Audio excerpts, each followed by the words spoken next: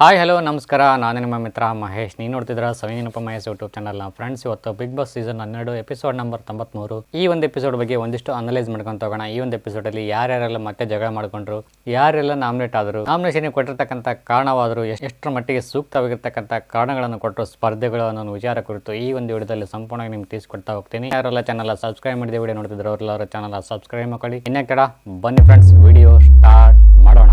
Episode start ಆಗ್ತಾ ಇದ್ದಂಗೆನೆ ರಕ್ಷಿತ್ ಅವರು ಮಾಳುವರು ಹೋಗಿದ್ದಕ್ಕೋಸ್ಕರ ತುಂಬಾನೇ ಗೋಳಾಡಿ ಅಳ್ತಾ ಇರ್ತಾರೆ. ಹೆಂಗೆ ರಘುವಣ್ಣ ಇವರು ಹೋದ್ರು, ಮಾಳುವಣ್ಣ ಹೆಂಗೆ ಹೋದ್ರು ಗೊತ್ತಾಗ್ತಾನೆ ಇಲ್ಲ, ಮನೆಯಲ್ಲಿ ಏನ್ ನಡೀತಾ ಇದೆ ಒಂದೂ ಅರ್ಥ ಆಗ್ತಾ ಇಲ್ಲ. ಒಳ್ಳೆ ವ್ಯಕ್ತಿತ್ವ ಇರ್ತಕ್ಕಂಥ ಒಬ್ಬ ವ್ಯಕ್ತಿ ಮನೆಯಿಂದ ಹೊರಗಡೆ ಹೋಗ್ತಾನೆ ಅಂತಂತಂದ್ರೆ ಇದು ಹೇಗ್ ಸಾಧ್ಯ ಅಂತೇಳಿ ಕನ್ಫ್ಯೂಷನ್ ಅಲ್ಲಿ ರಘು ಅವ್ರ ಜೊತೆ ಭಾವನೆಗಳನ್ನು ವ್ಯಕ್ತಪಡಿಸ್ತಾ ಇರ್ತಾರೆ ರಕ್ಷಿತಾ ಅವರು. ಮಾತಾಯಿ ಮೀನಮ್ಮ, ಇದು ವ್ಯಕ್ತಿತ್ವ ಆಟ ಅಲ್ಲಮ್ಮ, ಹಿಂದಕ್ಕೆ ಎತ್ತು ವ್ಯಕ್ತಿತ್ವ ಆಟ ಅಂತೇಳಿ. ಇವಾಗ ವ್ಯಕ್ತಿತ್ವ ಆಟ ಅಂತ ಏನು ಇಲ್ಲ, ಬರೀ ಜಗಳದ ಆಟ, ವೇಷದ ಆಟ, ಬಕೆಟ್ ಆಟ ಅಷ್ಟೇ. ಇಲ್ಲಿ ವ್ಯಕ್ತಿತ್ವಕ್ಕೆ ಬೆಲೆನೇ ಇಲ್ಲ, ಹಾಗೇನೆ ಜನರ ಓಟುಗಳಿಗೆ ಬೆಲೆನೇ ಇಲ್ಲ ಈ ಒಂದು ಸೀಸನ್ ನಲ್ಲಿ. ಸೊ ಇದಾದ ನಂತರ ಗಿಲ್ಲಿ ಅವರು ರಾಸಿಕ್ ಅವರಿಗೆ ಹೇಳ್ತಾರೆ, ಒಂದಿಷ್ಟು ಪಾತ್ರಗಳಿರ್ತವೆ, ಆ ಪಾತ್ರಗಳನ್ನು ತೊಳೆದು ಕಳಿಸಿ ನಿಮ್ಮ ಒಂದು ಡ್ಯೂಟಿನ ಮುಗಿಸ್ಕೊಂಡ್ಬಿಡಿ. ರಾಸಿಕಾ ಮತ್ತು ಅಶ್ವಿನಿ ಗೌಡ ಅವರು ಒಂದು ಡ್ಯೂಟಿ ವಹಿಸ್ಕೊಂಡಿರ್ತಾರೆ. ರಾಸಿಕ್ ಅವ್ರು ಏನ್ ಹೇಳ್ತಾರೆ, ನನಗೆ ತುಂಬಾ ಟಯರ್ಡ್ ಆಗಿಬಿಟ್ಟಿದೆ, ನನಗೆ ಇವಾಗ ತಲೆನೋವು ಬರ್ತಾ ಇದೆ, ನನಗೆ ಇವಾಗ ತೊಳೆಯಕ್ ಆಗಂಗಿಲ್ಲ ಅಂತೇಳಿ ಹೇಳ್ತಾರೆ ಗಿಲ್ಲಿ ಅವರಿಗೆ.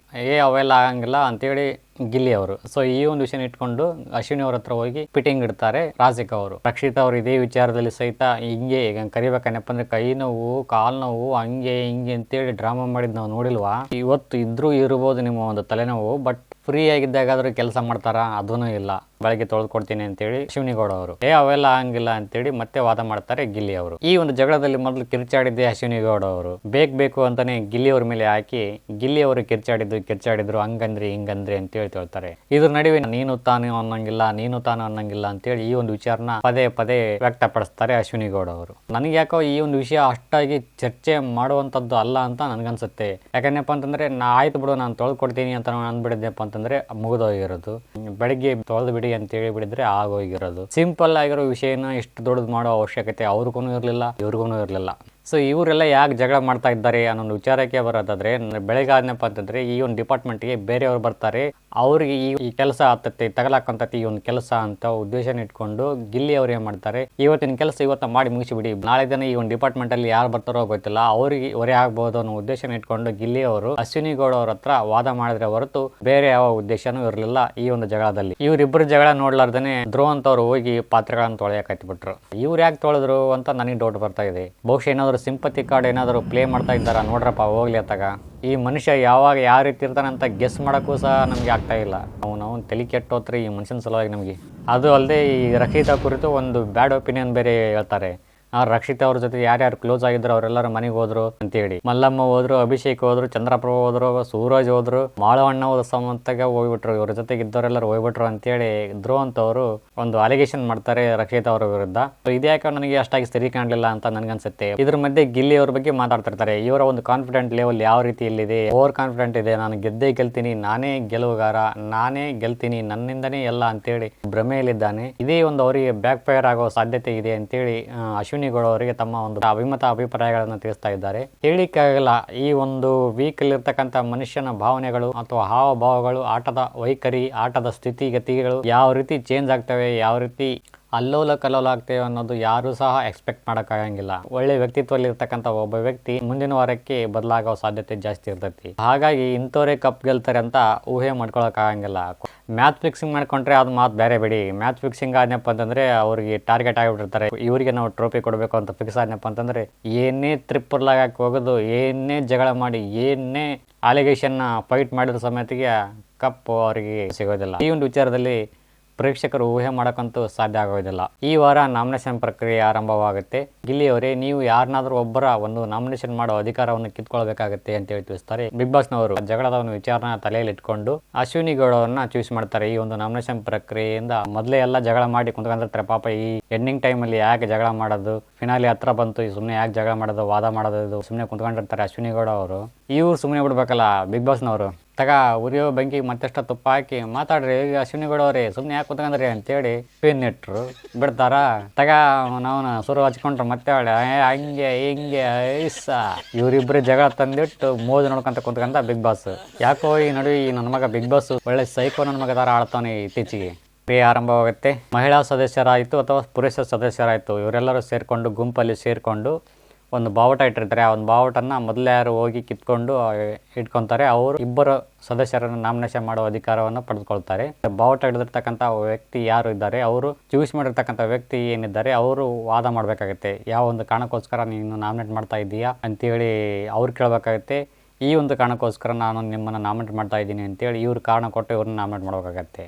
ಇಬ್ಬರ ವಾದ ವಿವಾದಗಳನ್ನು ಆಲಿಸಿದ ನಂತರ ಗಿಲ್ಲಿಯವರು ಏನು ಮಾಡಬೇಕು, ಕೂಲಂಕುಷವಾಗಿ ಯೋಚನೆ ಮಾಡಿ ಯಾರದು ಸರಿ ಯಾರು ತಪ್ಪು ಅನ್ನೋ ವಿಚಾರ ಮಾಡಿ ಸರಿ ಇದ್ದವ್ರದ್ದು ಸೇವ್ ಮಾಡಬೇಕಾಗತ್ತೆ, ಸರಿ ಇಲ್ಲಾರ್ದವ್ರನ್ನ ನಾಮಿನೇಟ್ ಮಾಡಬೇಕಾಗತ್ತೆ ಗಿಲ್ಲಿಯವರು ಈ ಒಂದು ವಿಚಾರದಲ್ಲಿ. ಸೊ ಮೊದಲನೇದಾಗಿ ಬರ್ತಕ್ಕಂಥದ್ದು ಮಹಿಳೆಯರು ಆಡಬೇಕಾಗತ್ತೆ. ಸೊ ಮೊದಲನೇ ಚಟುವಟಿಕೆಯಲ್ಲಿ ರಕ್ಷಿತಾ ಅವರು ಗೆಲ್ತಾರೆ. ಕಾವ್ಯ ಮತ್ತು ಸ್ಪಂದನ ಅವ್ರನ್ನ ಚೂಸ್ ಮಾಡ್ತಾರೆ. ಇವರು ಕಾವ್ಯಗೆ ಕೊಡ್ತಕ್ಕಂಥ ಕಾರಣ ಯಾವುದು ಅನ್ನೋದಾದರೆ, ನೀವು ಕ್ಯಾಲ್ಕುಲೇಟರ್ ಆಗಿರ್ತೀರಿ, ನಿಮ್ಮಲ್ಲಿ ಫೈರ್ ಇಲ್ಲ, ಬಿಗ್ ಬಾಸ್ಗೆ ಬೇಕಾಗಿರ್ತಕ್ಕಂಥ ಒಂದು ಫೈರ್ ಇಲ್ಲ ನಿಮ್ಮಲ್ಲಿ. ಸ್ಪಂದನೆಗೆ ಕೊಡ್ತಕ್ಕಂಥ ಕಾರಣ, ಈ ಬಿಗ್ ಬಾಸ್ ಮನೆಯಲ್ಲಿ ನಿಮ್ದು ಏನೂ ಇಲ್ಲ, 10 ಪಾಸಿಟಿವ್ ಆಗಿರ್ತಕ್ಕಂಥ ಸನ್ನಿವೇಶಗಳು ಸಹ ಇಲ್ಲ, 10 ನೆಗೆಟಿವ್ ಆಗಿರ್ತಕ್ಕಂಥ ಸನ್ನಿವೇಶಗಳು ಸಹ ಇಲ್ಲ. ನಿಮ್ಮ ಗ್ರಾಫ್ ಏನಿದೆ ಒಂದೇ ಲೆವೆಲಲ್ಲಿದೆ, ಹೈನೂ ಆಗ್ತಾ ಇಲ್ಲ ಲೋನು ಆಗ್ತಾ ಇಲ್ಲ ಅಂತೇಳಿ ಸ್ಪಂದನವರಿಗೆ ಕೊಡ್ತಕ್ಕಂಥ ಕಾರಣ ಇದಾಗಿರುತ್ತೆ. ಗಿಲ್ಲಿಯವ್ರು ಏನು ಮಾಡ್ತಾರೆ, ಕಾವ್ಯ ಅವ್ರನ್ನ ಸೇಫ್ ಮಾಡಿ ಸ್ಪಂದನ ಅವ್ರನ್ನ ನಾಮಿನೇಟ್ ಮಾಡ್ತಾರೆ.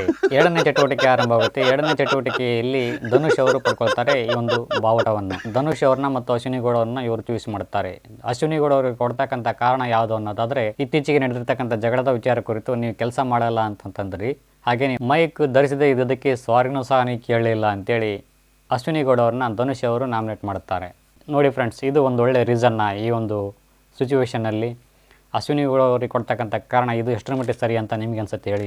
ಈ ಧನುಷ್ ಅನ್ನೋರು ಎಷ್ಟು ಸೇಫ್ ಗೇಮ್ ಮಾಡ್ತಾ ಇದ್ದಾರೆ ಅದು ನೋಡ್ರಪ್ಪ. ತನ್ನದೇ ಆಗಿರ್ತಕ್ಕಂಥ ಒಂದು ಗುಂಪಲ್ಲಿ ವೀಕ್ ಇರೋ ಕಂಟೆಸ್ಟೆಂಟ್ಗಳು ಇದ್ದಾರೆ, ಅವ್ರನ್ನ ಟಚ್ ಸಹ ಮಾಡಂಗಿಲ್ಲ, ಅವ್ರ ಹೆಸರು ಸಹ ತಗೊಳ್ಳೋದಿಲ್ಲ.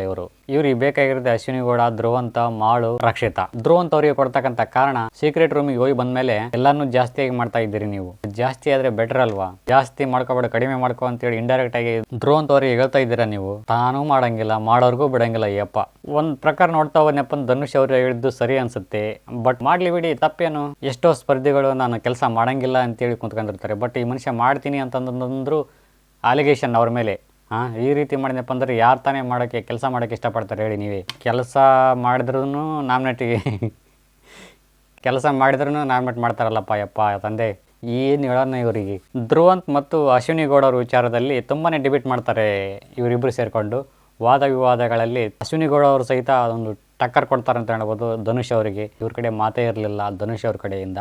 ಧ್ರುವಂತ್ ಅವರು ಸಹಿತ ಸಮಂಜಸವಾಗಿರ್ತಕ್ಕಂಥ ಉತ್ತರಗಳನ್ನು ಕೊಟ್ಟರು ಸಹಿತ ಗಿಲ್ಲಿಯವರು ವೈಯಕ್ತಿಕ ಕಾರಣಗಳನ್ನು ಇಟ್ಕೊಂಡು ಅಶ್ವಿನಿ ಗೌಡ ಅವ್ರನ್ನ ನಾಮಿನೇಟ್ ಮಾಡಿದ್ರು ಅಂತ ನನಗನ್ಸುತ್ತೆ. ಇಲ್ಲಿ ಯಾರದೇ ತಗೊಂಡಿದ್ರು ವೈಯಕ್ತಿಕ ಆಗೇ ಆಗುತ್ತೆ ಬಿಡಿ, ಅದು ಬೇರೆ ವಿಚಾರ, ನಾನೇ ಒಪ್ಕೊಳ್ತೀನಿ. ಅಶ್ವಿನಿ ಗೌಡ ಅವ್ರನ್ನ ನಾಮಿನೇಟ್ ಮಾಡಿ ಧ್ರುವಂತ್ ಅವ್ರನ್ನ ಸೇಫ್ ಮಾಡ್ತಾರೆ ಗಿಲ್ಲಿಯವರು. ನಂತರ ಎರಡನೇ ಒಂದು ಚಟುವಟಿಕೆ ಆರಂಭವಾಗುತ್ತೆ ಗರ್ಲ್ಸ್ ಪರವಾಗಿ. ಸೊ ಇಲ್ಲಿ ರಕ್ಷಿತಾ ಅವ್ರು ಗೆಲ್ತಾರೆ ಅಂತ ಹೇಳ್ಬೋದು.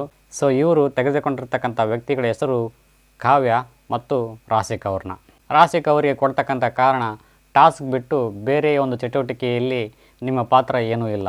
ಹೌದು, ಟಾಸ್ಕ್ ಬಿಟ್ಟು ಬೇರೆ ಏನು ಮಾಡ್ಯಾಳಪ್ಪ ಹೆಣ್ಮಳು, ಇಲ್ಲಿಂದ ತಂದಿಡೋದು ಅಲ್ಲಿಡ್ತಾಳೆ, ಅಲ್ಲಿಂದ ತಂದು ಇಲ್ಲಿಡ್ತಾಳೆ, ಇದನ್ನು ಬಿಟ್ಟರೆ ಬೇರೆ ಏನಾದರೂ ಮಾಡ್ತಾಳ. ಆ ಸೂರಜ್ ಜೊತೆಗೆ ಇದ್ದು ಏನೇನೋ ಮಾತಾಡಿ ತಲೆ ಕೆಡಿಸಿ ಪೇಪಿಸಿ ಹುಚ್ಚೆಬಿಸಿ ಮನೆ ಕಳಿಸಿಬಿಟ್ಲ ತಗ ನಾವು ನಡೆಯತ್ತಾಗ ಹೋಗತ್ತಾಗಂತೇಳಿ.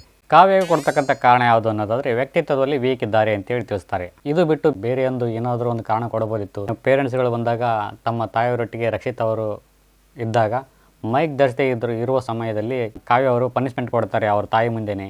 ಹೇಳಿದ್ದೆ ನಿನಗೆ ನಾನು ಆಮೇಲೆ ಪನಿಷ್ಮೆಂಟ್ ತೊಗೊತೀನಿ ಅಂತೇಳಿ ಹೇಳಿದ್ದೆ, ಆದ್ರೂ ನೀನು ಪನಿಷ್ಮೆಂಟ್ ಕೊಟ್ಟು, ಇದು ನನಗೆ ನಮ್ಮ ತಾಯಿಯವರ ಮುಂದೆನೇ ನನಗೆ ಮಾಡಿರ್ತಕ್ಕಂಥ ಅವಮಾನ, ನಿನಗೆ ವ್ಯಕ್ತಿತ್ವನೂ ಸಹ ಇಲ್ಲ, ಹಂಗೆ ಹಿಂಗೆ ಅಂತೇಳಿ ಒಂದಿಷ್ಟು ಏನೋ ಪುಂಗಿ ಊದಿದ್ನಪ್ಪ ಅಂತಂದರೆ ಅಕ್ಕ ಸೈಲೆಂಟ್ ಆಗ್ತಾ ಇದ್ಲು, ಗಿಲ್ಲಿ ಅಣ್ಣ ವೈಲೆಂಟ್ ಆಗ್ತಾ ಇದ್ದ.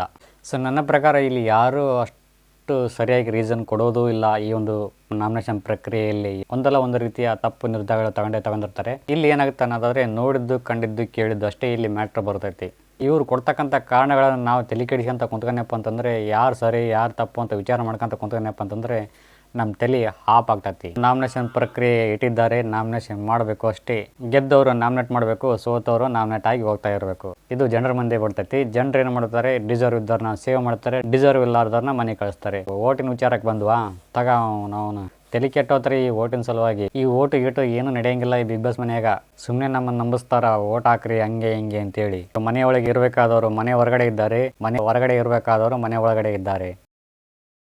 ನಾಮಿನೇಷನ್ ಪ್ರಕ್ರಿಯೆ ಮುಂದುವರಿದ ಭಾಗ ಆರಂಭವಾಗುತ್ತೆ. ಬಾಯ್ಸ್ ಪರವಾಗಿ ಧನುಷ್ ಅವರು ಬಾವಟವನ್ನು ತೆಗೆದುಕೊಳ್ಳುತ್ತಾರೆ. ಈ ಒಂದು ಸುತ್ತಲ್ಲಿ ಧನುಷ್ ಅವರು ಧ್ರುವಂತ್ ಅವ್ರನ್ನ ಮತ್ತು ಕಾವ್ಯ ಅವ್ರನ್ನ ಚೂಸ್ ಮಾಡ್ತಾರೆ ನಾಮಿನೇಷನ್ ಪ್ರಕ್ರಿಯೆಗೆ. ಕಾರಣ ಇದುವರೆಗೂ ನೀನು ಸೀಸನ್ ಪೂರ್ತಿ ನಿಮ್ಮ ಒಂದು ಆಟ ಸಹ ಕಂಡೂ ಇಲ್ಲ, ನಾನು ನೋಡೂ ಇಲ್ಲ, ನನಗೆ ಹೇಳಕ್ ಬರ್ತೀಯಾ ಅಂತೇಳಿ ನಾಮಿನೇಟ್ ಮಾಡ್ತಾರೆ. ಅದು ಅಲ್ಲದೆ ಬೇಕು ಅಂತಾನೆ ರಕ್ಷಿತಾ ಜೊತೆ ಗಿಲ್ಲಿ ಜೊತೆ ಜಗಳ ಮಾಡೋಕ್ಕೆ ಪ್ರಯತ್ನ ಪಡ್ತಾ ಇದ್ದೀಯಾ, ಅದಕ್ಕೋಸ್ಕರ ನಿಮ್ಮನ್ನು ನಾಮಿನೇಟ್ ಮಾಡ್ತಾ ಇದ್ದೀನಿ ಅಂತೇಳಿ ತಿಳಿಸ್ತಾರೆ ಧನುಷ್ ಅವರು ಧ್ರುವಂತ್ ಅವರಿಗೆ. ಕಾವ್ಯರು ಕೊಡ್ತಕ್ಕಂಥ ಕಾರಣ, ಸ್ನಾನಕ್ಕೆ ಹೋಗ್ಬೇಕೇನಪ್ಪ ಅಂದರೆ ನೀವು ಇಲ್ಲೇ ಇರೋ ರೂಲ್ಸ್ನ ಫಾಲೋ ಮಾಡ್ತೀರಿ, ನೀವು ಅದಕ್ಕೋಸ್ಕರ ನಾನು ನಮ್ಮನ್ನು ನಾಮಿನೇಟ್ ಮಾಡ್ತಾ ಇದ್ದೀನಿ ಅಂತೇಳಿ ಕಾವ್ಯ ಅವರಿಗೆ ತಿಳಿಸ್ತಾರೆ ಧನುಷ್ ಅವರು. ಸೊ ಇಬ್ಬರ ವಾದ ವಿವಾದಗಳನ್ನು ಆಲಿಸಿದ ನಂತರ ಗಿಲ್ಲಿ ಅವರು ಕಾವ್ಯ ಅವ್ರನ್ನ ಸೇಫ್ ಮಾಡಿ ನಾಮಿನೇಟ್ ಮಾಡುತ್ತಾರೆ. ಸೊ ಇಲ್ಲಿ ಈ ಒಂದು ವಿಚಾರದಲ್ಲಿ ಧನುಷ್ ಅವರು ಒಂದು ಒಳ್ಳೆ ಸ್ಟ್ರಾಟಜಿ ಮಾಡಿದ್ರು ಅಂತ ಹೇಳ್ಬೋದು. ಹೇಗೆ ಅನ್ನೋದಾದ್ರೆ, ಧನುಷ್ ಅವರ ಪ್ರಕಾರ ಧ್ರುವಂತ್ ಅವರು ನೇರವಾಗಿ ನಾಮಿನೇಟ್ ಆಗಬೇಕು.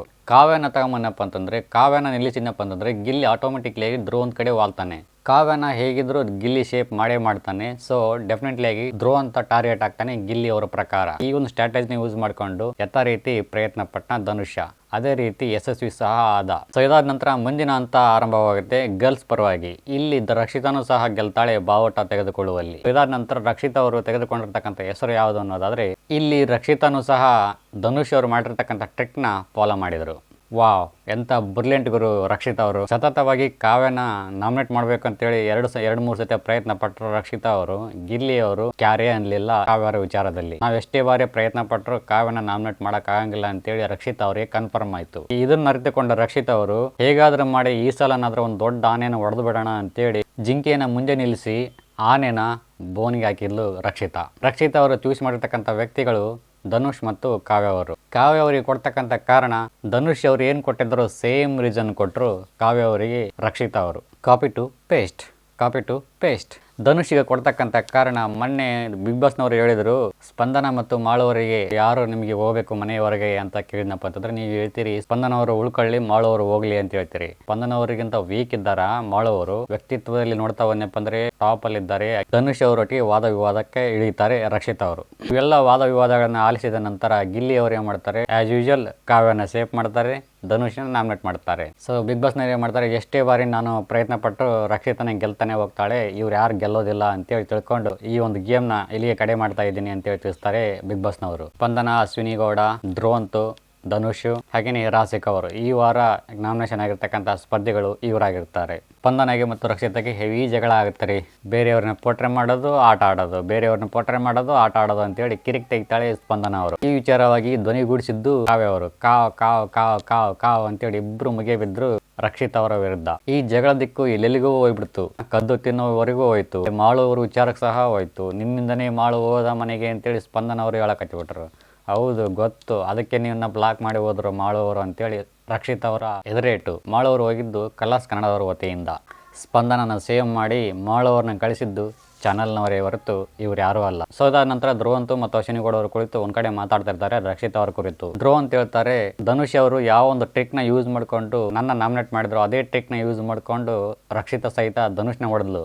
ಒಳ್ಳೆ ಟ್ರಿಕ್ ಯೂಸ್ ಮಾಡಿದ್ಲು ಅಂತೇಳಿ ರಕ್ಷಿತಾ ಅವ್ರನ್ನ ತುಂಬಾನೇ ಹೊಗಳಿದ್ರು ಧ್ರುವಂತ್ ಅವರು. ನಂತರ ಬಿಗ್ ಬಾಸ್ ನವರು ಬಂದು ಈ ಸಲ ಕ್ಯಾಪ್ಟನ್ಶಿಪ್ಗೋಸ್ಕರ ಆಟ ಆಡ್ತಕ್ಕಂಥ ಕೊನೆಯ ಒಂದು ಟಾಸ್ಕ್ ಆಗಿರ್ತೈತಿ, ಕೊನೆಯ ಒಂದು ಕ್ಯಾಪ್ಟನ್ಶಿಪ್ ಆಗಿರ್ತೈತಿ. ಇಲ್ಲಿ ಗೆದ್ದವರು ಡೈರೆಕ್ಟ್ ಫಿನಾಲಿ ಹಂತಕ್ಕೆ ಹೋಗ್ತೀರಿ ಅಂತೇಳಿ ತಿಳಿಸ್ತಾರೆ ಬಿಗ್ ಬಾಸ್ ನವರು. ಗಿಲ್ಲಿ ಅವರಿಗೆ ಹೇಳ್ತಾರೆ, ನಿಮ್ಮ ಪ್ರಕಾರ ಈ ಮನೆಯಲ್ಲಿ ಇರ್ತಕ್ಕಂಥ ವೀಕ್ ಕಂಟೆಸ್ಟೆಂಟ್ ಯಾರು, ಅವರು ನಿನ್ನ ಜೊತೆಗೆ ಇದ್ದುಕೊಂಡು ರಾಣಿಯಾಗಿ ಕ್ಯಾಪ್ಟನ್ಶಿಪ್ ಅಲ್ಲಿ ಮುಂದುವರಿಯಬೇಕು ಅಂತೇಳಿ ತಿಳಿಸ್ತಾರೆ ಬಿಗ್ ಬಾಸ್ ನವರು. ಇಲ್ಲಿ ಒಂದು ಒಳ್ಳೆ ಟ್ವಿಸ್ಟ್ ಕೊಟ್ಟರು ಅಂತ ಹೇಳ್ಬೋದು. ವೀಕ್ ಕಂಟೆಸ್ಟೆಂಟ್ ಯಾರಿದ್ದಾರೋ ಅವ್ರನ್ನ ಮಾತ್ರ ನೀವು ಚೂಸ್ ಮಾಡಬೇಕು ಅಂತೇಳಿ ಬಿಗ್ ಬಾಸ್ ನವರು ಟ್ವಿಸ್ಟ್ ಕೊಡ್ತಾರೆ. ಇಂದಿನ ದಿನ ಗಿಲ್ಲಿ ಅವ್ರು ಏನು ಮಾಡಿರ್ತಾರೆ, ಅಶ್ವಿನಿ ಗೌಡ ಅವ್ರನ್ನ ಈ ಒಂದು ನಾಮಿನೇಷನ್ ಪ್ರಕ್ರಿಯೆಯಿಂದ ಹೊರಗಡೆ ಹಾಕಿರ್ತಾರೆ. ಸೊ ಹಾಗಾಗಿ ಒಲ್ಲದ ಮನಸ್ಸಿನಿಂದ ಅಶ್ವಿನಿ ಗೌಡ ಅವ್ರನ್ನ ತಗೊಳ್ತಾರೆ. ವೀಕ್ ಕಂಟೆಸ್ಟೆಂಟು, ಅಸಮರ್ಥರು ಅಂತೇಳಿ ಒಂದು ರೀಸನ್ ಕೊಟ್ಟು ರಾಣಿಯಾಗಿ ಆಯ್ಕೆ ಮಾಡುತ್ತಾರೆ ಗಿಲ್ಲಿ ಅವರು. ಸಪೋಸ್ ಏನಾದರೂ ಬಿಗ್ ಬಾಸ್ನವರು ನಿಮಗೆ ರಾಣಿ ಬೇಕಾಗಿದೆ, ಯಾರನ್ನ ಚೂಸ್ ಮಾಡ್ತೀರಿ ಅಂತ ಹೇಳಿದ್ನಪ್ಪ ಅಂತಂದ್ರೆ ಡೈರೆಕ್ಟ್ಲಿ ಆಗಿ ಗಿಲ್ಲಿ ಅವರು ಚೂಸ್ ಮಾಡ್ತಕ್ಕಂಥ ವ್ಯಕ್ತಿ ಕಾವ್ಯ ಅವರು ಆಗುತ್ತಾ ಇದ್ರು. ಸೊ ಇಲ್ಲಿ ಒಂದು ಒಳ್ಳೆ ಟ್ವಿಸ್ಟ್ ಕೊಟ್ಟು ಗಿಲ್ಲಿನ ಯಾಮಾರಿಸಿದ್ರು ಅಂತ ಹೇಳ್ಬೋದು ಬಿಗ್ ಬಾಸ್ನವರು. ನಂತರ ಗೇಮ್ ಆರಂಭವಾಗುತ್ತೆ. ನೀರಿಗೆ ಬಾರಿ ನಾರಿ ಅಂತೇಳಿ ಒಂದು ಗೇಮ್ ಆರಂಭವಾಗುತ್ತೆ. ಈ ಒಂದು ಗೇಮಲ್ಲಿ ನೀರನ್ನು ಸಂಗ್ರಹಿಸಿಕೊಂಡು ಒಂದು ಬುಟ್ಟಿ ಒಳಗೆ ಹಾಕಿ ಅವುಗಳನ್ನು ಕಾಪಾಡ್ಕೋಬೇಕಾಗತ್ತೆ. ಹೆಚ್ಚು ನೀರನ್ನು ಉಳಿಸಿಕೊಂಡಿರ್ತಕ್ಕಂಥವ್ರು ಮುಂದಿನ ಹಂತಕ್ಕೆ ತಲುಪುತ್ತಾರೆ. ಸೊ ಈ ಒಂದು ಗೇಮ್ ಅಲ್ಲಿ ರಕ್ಷಿತಾ ಅವರು ಒಂದು ಒಳ್ಳೆ ಸ್ಟ್ರಾಟಜಿ ಮಾಡಿದ್ರು. ನೀರನ್ನು ಸಂಗ್ರಹಿಸುವುದಕ್ಕಿಂತ ನೀರನ್ನು ಹಾಳು ಮಾಡೋದರಲ್ಲಿ ಯಶಸ್ವಿ ಆಗ್ತಾ ಇದ್ರು. ನೀರನ್ನು ಸಂಗ್ರಹಿಸಬಹುದಾಗಿತ್ತು, ಕೊನೆಗೆ ಬರ್ತಿದ್ದಂಗೆ ಒಂದಿಷ್ಟು ನೀರುಗಳನ್ನು ಸಂಗ್ರಹಿಸಿದ್ನಪ್ಪ ಅಂತಂದ್ರೆ ಅವ್ರಿಗೂ ಸಹ ಚಾನ್ಸ್ ಇರ್ತಾ ಇತ್ತು ಈ ಒಂದು ಗೇಮಲ್ಲಿ ಪಾರ್ಟಿಸಿಪೇಟ್ ಮಾಡೋಕ್ಕೆ. ಬಟ್ ಯಾಕೋ ಏನೋ ಗೊತ್ತಿಲ್ಲ ಆಟವನ್ನು ಸರಿಯಾಗಿ ಆಡಲೇ ಇಲ್ಲ. ಯಾಕಂದಪ್ಪ ಅಂತಂದರೆ ಅವರು ನೀರು ತಗೊಳಕ್ಕೆ ಹೋದಾಗೆಲ್ಲ ಇವ್ರು ತಳ್ತಾ ಇದ್ರು. ಸೊ ಇದು ಕೋಪ ಮಾಡಿಕೊಂಡು ರಕ್ಷಿತ್ ಅವ್ರು ಏನು ಮಾಡ್ತಾರೆ, ಅವರ ನೀರು ಸಂಗ್ರಹಿಸಿ ಬಂದಿರ್ತಕ್ಕಂಥ ನೀರುಗಳನ್ನು ಏನು ಮಾಡಿದ್ರು, ಚೆಲ್ಲುವಲ್ಲಿ ಸಿಜುವಾಗ್ತಾ ಇದ್ದರು. ಜಿದ್ದಿಗೆ ಬಿದ್ದು ಈ ಒಂದು ನಾಟನ್ನು ಬಿಟ್ಕೊಟ್ರು ಅಂತ ನನಗನ್ಸುತ್ತೆ ರಕ್ಷಿತ್ ಅವರು. ಹಂತ ಎರಡನೆಯದು ಸ್ಟಾರ್ಟ್ ಆಗುತ್ತೆ. ಈ ಒಂದು ಹಂತದಲ್ಲಿ ಬಾಯ್ಸ್ಗಳ ಸಹಾಯದ ವತಿಯಿಂದ ಸ್ಪಂದನ್ ಅವರು ಹೆಚ್ಚು ನೀರನ್ನು ಸಂಗ್ರಹಿಸಿಕೊಂಡಿರ್ತಾರೆ. ಸ್ಪಂದನ್ ಅವರು ಗೆದ್ರು ಅಂತ ಹೇಳೋಕೆ ಗಿಲ್ಲಿ ಅವರು ಹೆವಿ ಡ್ರಾಮಾ ಮಾಡಿದ್ರು ಗುರು. ಬಟ್ ಫೈನಲಿಯಾಗಿ ಸ್ಪಂದನ್ ಅವರು ಗೆದ್ರು ಅಂತೇಳಿ ಅನೌನ್ಸ್ಮೆಂಟ್ ಮಾಡಿದರು ಗಿಲ್ಲಿ ಅವರು. ಈ ಒಂದು ಗೇಮಲ್ಲಿ ಕಾವ್ಯ ಅವರು ಔಟ್ ಆಗುತ್ತಾರೆ. ಗುರು ಹೆವಿ ಡೌಟ್ ಆಗ್ತಾ ಇದೆ ಗುರು, ಏನಾಗ್ತಾಯಿದೆ ಏನೋ ಒಂದು ಗೊತ್ತಾಗ್ತಾ ಇಲ್ಲ. ಇಲ್ಲದೇ ಇರೋ ರೂಲ್ಸ್ನ ಅಪ್ಲೈ ಮಾಡಿ ಅಶ್ವಿನಿ ಗೌಡ ಅವ್ರನ್ನ ಈ ಒಂದು ಗೇಮಿಗೆ ಎಂಟ್ರಿ ಮಾಡಿದರು ಬಿಗ್ ಬಾಸ್ನವರು. ಪೇರೆಂಟ್ಸ್ಗಳ ಬಹುಮತದ ಮೇರೆಗೆ ಗಿಲ್ಲಿ ಅವರು ನೇರವಾಗಿ ಒಂದು ಕ್ಯಾಪ್ಟನ್ ಆಗಬೇಕಾಗಿತ್ತು. ಅಲ್ಲೂ ಸಹ ಅಶ್ವಿನಿ ಅವ್ರನ್ನ ಆ್ಯಡ್ ಮಾಡಿ ಗೇಮ್ ಮಾಡಿಸಿ ಗಿಲ್ಲಿ ಅವ್ರನ್ನ ಕ್ಯಾಪ್ಟನ್ ಮಾಡಿದರು. ಎಲಿಮಿನೇಟ್ ಆಗಿ ಮನೆಗೆ ಹೋಗಬೇಕಾಗಿದ್ದ ಸ್ಪಂದನ್ ಅವ್ರನ್ನ ಡೈರೆಕ್ಟ್ ಮನೆಗೆ ಕರ್ಕೊಂಬಂದು ಇವಾಗ ಕ್ಯಾಪ್ಟನ್ ರೇಸ್ದಲ್ಲಿ ಬಿಟ್ಟಿದ್ದಾರೆ. ಬಿಗ್ ಬಾಸ್ನವರು ಏನಾದರೂ ಟ್ವಿಸ್ಟ್ ಗಿಸ್ಟ್ ಕೊಟ್ಟು ಇವರಿಬ್ಬರನ್ನ ಏನಾದರೂ ಜೋಡಿ ಕ್ಯಾಪ್ಟನ್ನು ಅಥವಾ ಇವರಿಬ್ಬರ ನಡುವೆ ಯಾರಾದರೂ ಒಬ್ರು ಕ್ಯಾಪ್ಟನ್ ಆಗಿಬಿಟ್ರೆ ತಲೆ ಗಿರ್ ಅಂತ ತಿರುಗಿಬಿಡುತ್ತೆ ಅಲ್ವಾ. ಹೆಂಗೆ ಗುರು ಹಿಂಗಾದರೆ ಹೇಳೋಕ್ಕಾಗಲ್ಲ ಗುರು. ಅದರಲ್ಲೂ ಅಶ್ವಿನಿ ಗೌಡ ಅವರು ಮತ್ತು ಸ್ಪಂದನ್ ಅವರು ಹೆವಿ ಕಾನ್ಫಿಡೆಂಟ್ ಲೆವೆಲಲ್ಲಿದ್ದಾರೆ ಈ ಒಂದು ವೀಕು. ಸಪೋಸ್ ಏನಾದರೂ ಸ್ಪಂದನ್ ಅವರು ಕ್ಯಾಪ್ಟನ್ ಆಗಿಬಿಟ್ರಂತಂತೂ ಗೋವಿಂದ ಗೋವಿಂದ ಶ್ರೀಮಂತರಮಣ ಗೋವಿಂದ ಗೋವಿಂದ. ಸೊ ನೋಡೋಣ ಮುಂದಿನ ದಿನಗಳಲ್ಲಿ ಯಾವ ರೀತಿ ಒಂದು ಆಟದ ಟ್ವಿಸ್ಟು ಎದುರಾಗುತ್ತೆ ಅನ್ನೋದನ್ನ ವೆಯ್ಟ್ ಮಾಡಿ ನೋಡೋಣ ಅಂತ ಹೇಳ್ತಾ. ಸೊ ಗೈಸ್ ಇದಾಗಿತ್ತು ಇವತ್ತು ವಿಡಿಯೋ ಇಷ್ಟ ಆಯಿದ್ರೆ ಲೈಕ್ ಮಾಡಿ, ಕಮೆಂಟ್ ಮಾಡಿ, ಶೇರ್ ಮಾಡಿ ಅಂತ ಹೇಳ್ತಾ thank you for watching. Thank you, bye.